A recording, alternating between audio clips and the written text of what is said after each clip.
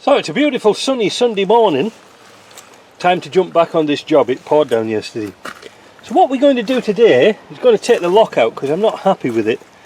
We're going to undo this clip here. You can use a screwdriver, whatever you want. A pair of pliers or whatever. Just push it off. Doesn't take much getting off because it wasn't put on properly in the first place. Right, so that's that. Don't lose it. And then there's another one here. Just push it to one side. Now some types come off and some types stay in. With this plastic ring they stay in, and that allows us to get rid of all this lot here. And then we're going to move the camera, and we're going to take the lock out. Oh no, wait a minute, we've got another one to take off. Just shows I've just had breakfast, eh? There we go, that's one of the ones that just drops out.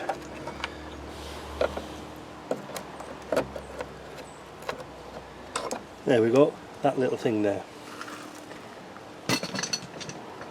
It's just a little observation, if I can get this right. Notice there are two different types of clips. They fasten on the shaft exactly the same, but there's a big hole and there's a small hole. But not only that, it's a different length. So try not to get them mixed up. So let's have a look at the door lock. I just want to correct something. When I said there was a clip like this with a large hole and one with a small hole, it seems that somebody sort of bodged this up before and put this one on somewhere it shouldn't have done and got me all confused, because these large ones here should be for the ones with the plastic insert. So these are the ones you should use, alright, all round. So if it's got a plastic insert, you use this type. They usually come with the plastic insert, and that's what threw me, because the insert was missing. So let's get back on with this job. Door latch, latch, is held in by, I think it's a number 2 screw, I'm not sure, or number 3. I'm all confused here in North America. Screwdrivers have been never marked. But anyway, it's not this one, it's this one. Alright, now on the floor. We're going to give them a swift tap with the hammer and they'll come out. Do it again.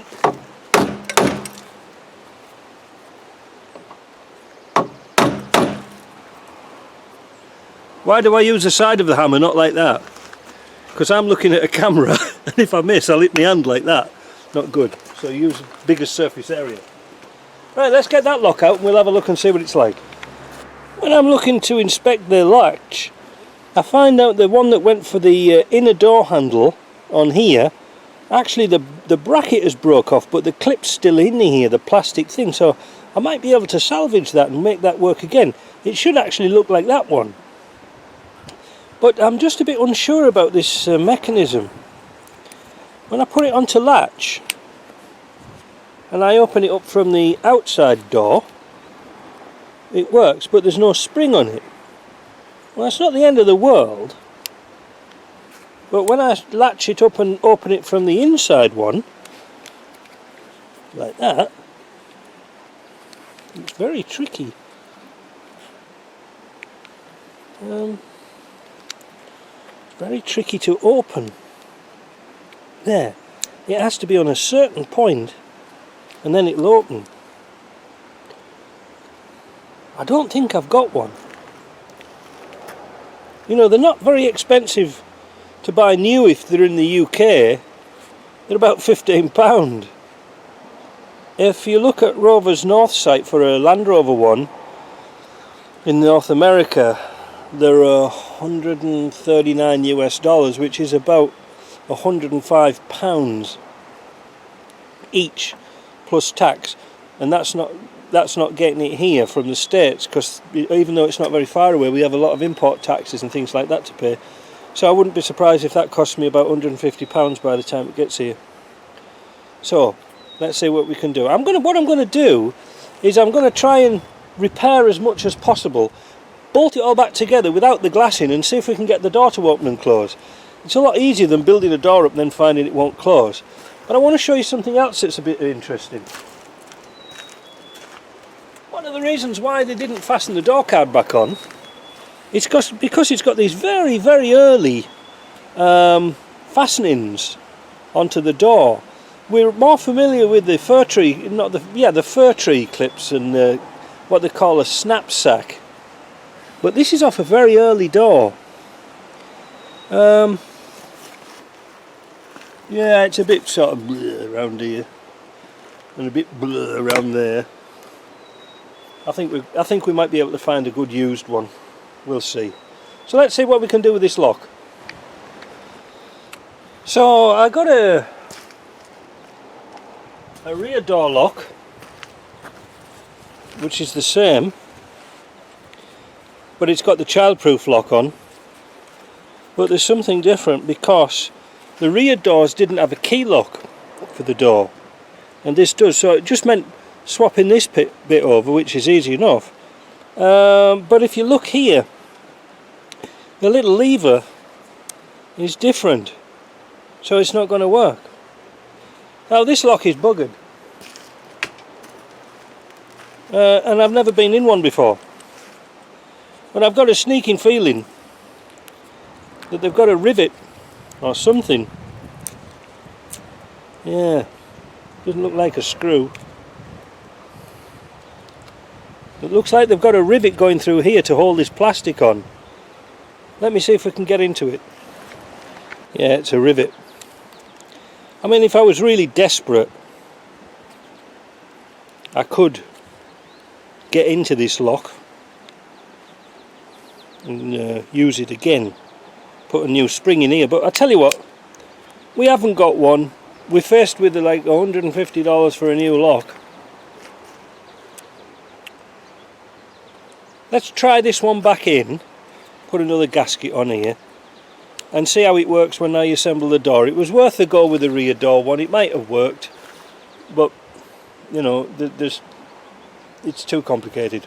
So you could put a front one on the back, but you can't put a back one on the front, so watch out for that. I've just replaced this plastic guide here for the lock button. I just want to show you a couple of things.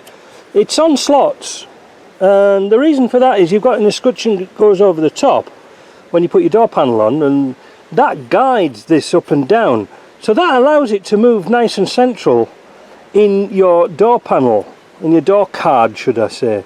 Also, another thing to note is here, this hook's underneath this piece of metal here. It doesn't go on top. I'm just trying to see if I've got the old one. Just wait a minute. Oh, here it is, look. And you can see they've snapped off. The little things have snapped off, or they're not even present on that one. That's funny, isn't it? Anyway, so they attach underneath, and then that keeps that quite firm. That's why they keep breaking. So the next thing we're going to do, if we can just put another screw in there, that's easy enough. The next thing we're going to do is adjust this handle, because you can see there's an awful lot of movement on there. But what we need to do is adjust those two screws here, one here and one here, so this handle goes flat. So I'll put this on the stand and we'll show you what I mean. So you can see there's two screws, there's one here and one diagonally opposite here. And you can see these are slotted too. And the handle's been pulled so many times, trying to force the lock was a bit dodgy, it's pushed this unit back, and so therefore the handle sprung out. If we slack these off and move it forward, you'll see the handle goes back down again. How simple is that? Now we can test our latch mechanism. It's often preferable when you're doing doors to test the latch before you put the glass in, because then you can open the door from the inside. So let me set this camera up a little bit better so we can see from a different angle.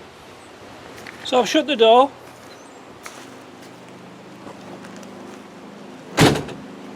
Lock it. Locked. Open the door.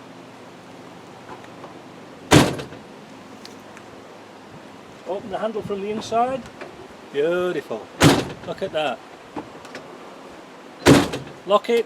Open it from the inside. Nothing. Open it. So I would say that's a job done. So even though it hasn't got a spring on it, it's still not the end of the world. But, you know, I'm against a budget here, so I don't think they really want to spend much more than that and on something that works, and it's only going to work every now and again. But it's noted. That's the main important thing. I'll write this on the report and say, look, really could do with a new latch on. But are they going to do it? So the next thing, we're going to build up this door.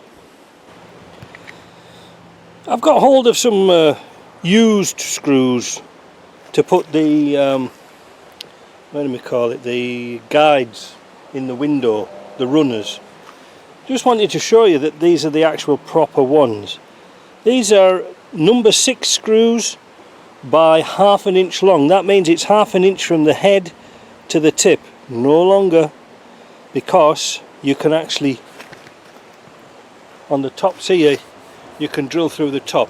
Now they are tremendously difficult to put in, so you've got to be observant.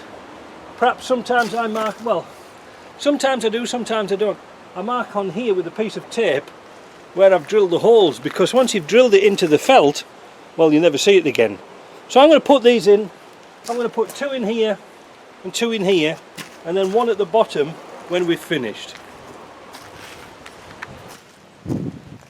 When you've got your window guides in and cleaned up the glass the best you can, or best you can be bothered with, now is the time to put the glass in. So we've got it screwed in, that's looking nice. Take our glass,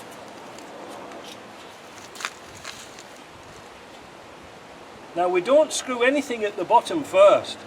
It's really important, because we've got to tip this glass in.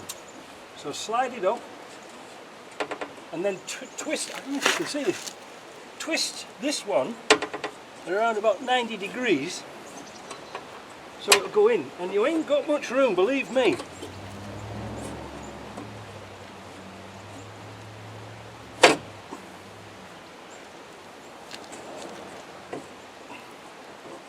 As we can see here. There we go. So then twist this at 90 degrees and up she goes. Look at that! Oh, that's brilliant!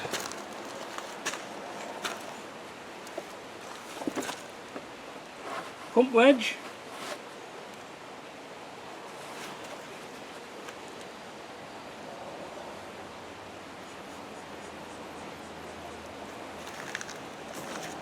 So it's quite easy.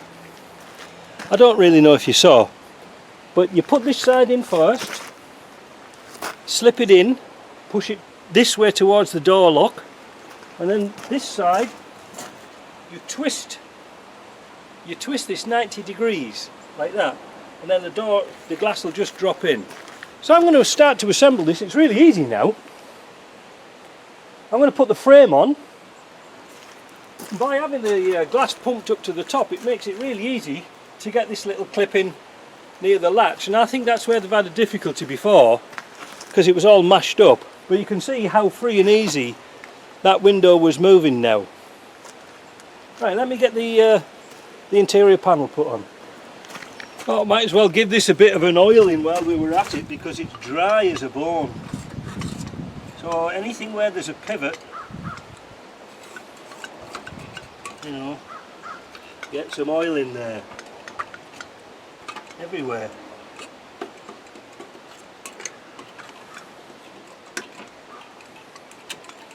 Can't get enough oil.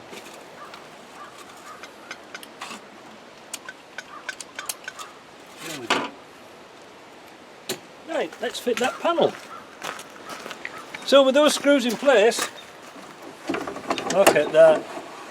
It's like a Formula 1 window winding competition. Beautiful. What's it cost us? It's cost us a bit of window runner, which in Africa they could have found from most cars. There's no really excuse to put something shonky on. But again, they're keen, but they haven't got any gear. But it didn't cost much. Put a few screws in, few adjustments, bit of oil, done. That's all it took. But it's the logic of fault finding. Now I know you know you're going to say, well, you should have done this, you should have done that, but really we're working to a bit of a tight budget, and I've got to do all 4 doors. So the next thing I've got to do, I'm going to find a rubber, like a runner to go on here, because that's missing, otherwise the door will flap around, the window glass will flap around. I think I've got some.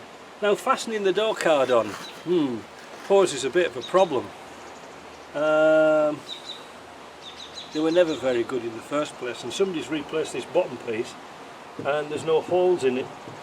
So I think what I'm going to do, I'm going to just screw it on. I'm just thinking, I'll put some snap sacks in the top with a different cover on, but, well, to be honest, you can't polish a turd, can you? But you can put glitter on it. So let's see what we can do with this door card. So I've put some snap sacks in the remaining holes, and on the door trims I've put some of the little fir tree clips. I just wanted to show you before I fit the panel, because I'm not going to video this, but this is my box with all my door bits in.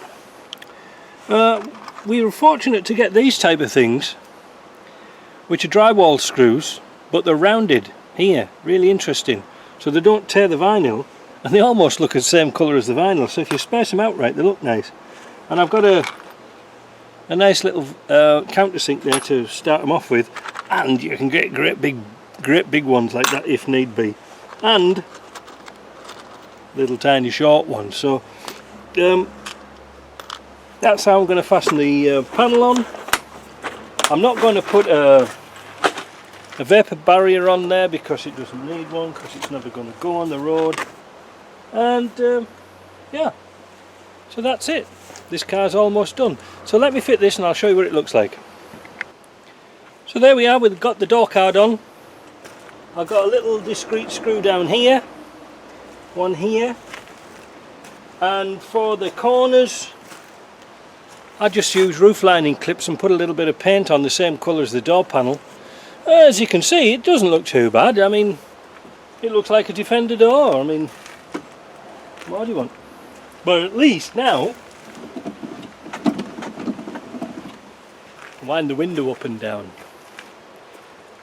I'm missing the trim for the top. I couldn't find one that goes on the side of the window. That's why it's a bit like that. So the next job is do something with that mirror.